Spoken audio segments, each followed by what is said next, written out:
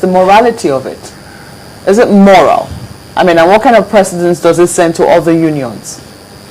You see, morality at times does not come into issues when you are talking about hard facts. Morality is good when you are advising or doing, but you see, in the situation where both parties have found themselves, morality no longer comes in. The people have gone on strike for 4 months, which is a disgrace as far as I'm concerned. They have not looked on the morality aspect of it, because if they had looked at that aspect, they will have known that those who are going to suffer are the children and the country also. Government too, in its lackadaisical way, refused to talk, thinking at the end of the day they will wield the big stick. When they discovered they could not wield the big stick, they decided to come to negotiation. What I'm now saying is that when sanity now prevailed, why not bring this issue? Why did ASUU not bring this issue here?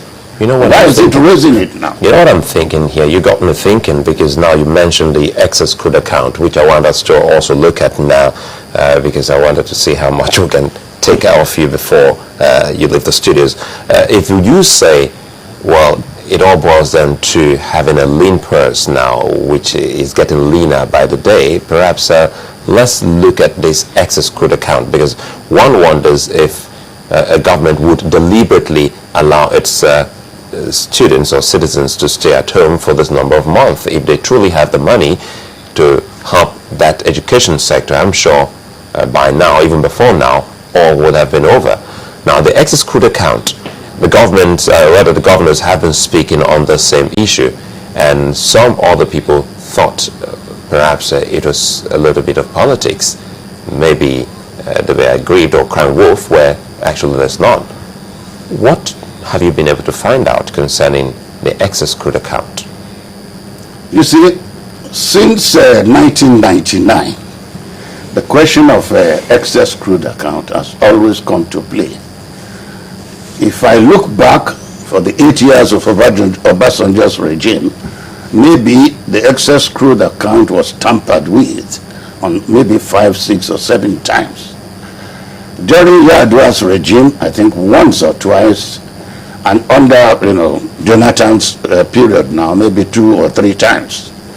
Now the question is, why should government be going into drawing money from the excess crude account? You see, when you budget every year, you have a benchmark upon which you are going to budget for the amount of money you are going to use in a year. The excess crude account is being kept, saying, look, if the price of oil, and that is the criteria, if the price of oil falls below the benchmark that we have approved and appropriated for you, then you can come to us that due to the fall in the benchmark of oil, we are not making the revenue which we thought will meet our budget. But I can assure you, for the past 13 years that we have had a civilian government, not a democracy, because as I always told you, we have still not got a democracy in Nigeria. We have a civilian government. The price of oil has never fallen below $100 per barrel. The state National Assembly has always been budgeting 80, 70 something. I think the last problem they had between the Senate was whether it should be 79 or 76. Now, since there had been no reduction in the price of crude oil for the past 13 years, why should the governors and the president sit down and say, we want you to withdraw from the excess crude fund? And they kowtow to them, they bring out 5 billion, and they share it within the 36 governors and the presidency. I believe something is wrong there, and nobody has challenged them. Well, there have been shortfalls. I mean, we do remember that during the time of President Yar'Adua, there was some shortfall, and that was, in fact, when the current Minister of Finance came up with the Sovereign Wealth Fund. That was one of the arguments that she put forward, because I mean they were trying to formalize the argument the argument for sustaining an excess crude account, we remember that there was some controversy as to the legality or otherwise of the excess crude account, because the argument was that all monies, all revenues that came should go to the Federation account. Which it does. And the excess crude account was an illegality, because the Federation account meant that all the monies will have to be shared. But, you know, even going beyond that argument now, this year alone, we also know that the federal government, as you rightly pointed out, has not been able to meet up the production. The price has not fallen, but the production, which has been one of the benchmarks as well, has not been... Not that the federal government has not been able to meet up the production, let's be honest. The problem is that almost 1/3 of Nigerians' oil is being stolen. It's not that the companies are not meeting up, because it's not government that is drilling the oil. So it brings us back to this crude oil theft.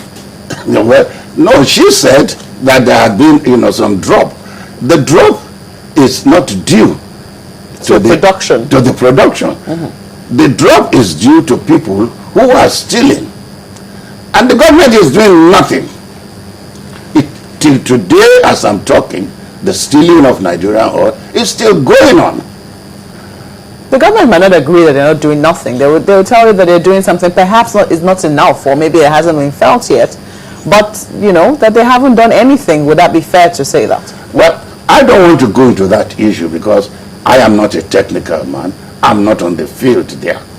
But what we are hearing from the international market, hearing from government, hearing from the Minister of Finance herself, is that our revenue is dwindling. Is it dwindling because of lack of production? No.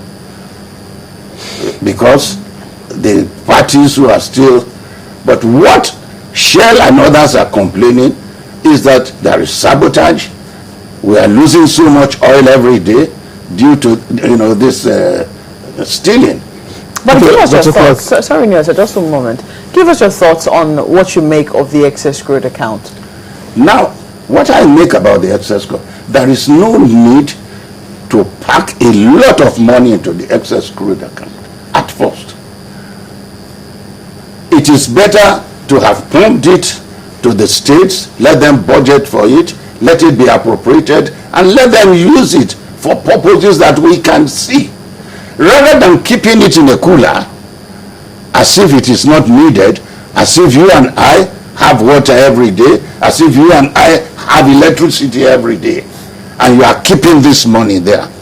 Now, when the governors want money, when the presidency wants money, maybe there is a, you know, election coming, when they're there, and they, yeah, we need this money. They breathe on the presidency's neck, the money is divided, you don't know how they spend it. You just find supplementary budgets coming in. But why not allot this money initially to specific projects? You are a poor man, you say you have an extra, but you have no good life. Then you are keeping money somewhere. What are you keeping it there for? Mr. Clarke, this issue of excess crude accounts is been there. I mean, recently one of the governors of the states talked about some billions that are missing from the excess crude account, to which the finance minister responded that his state got a certain amount of money. But the excess crude account, a couple of days ago, there was a report that even the external reserves has dropped by $2 billion. Now, what does it say? The improper management of our resources? Well, I don't want to be giving opinions about how the government is managing its money. But what I'm saying is that what is the idea of having reserves?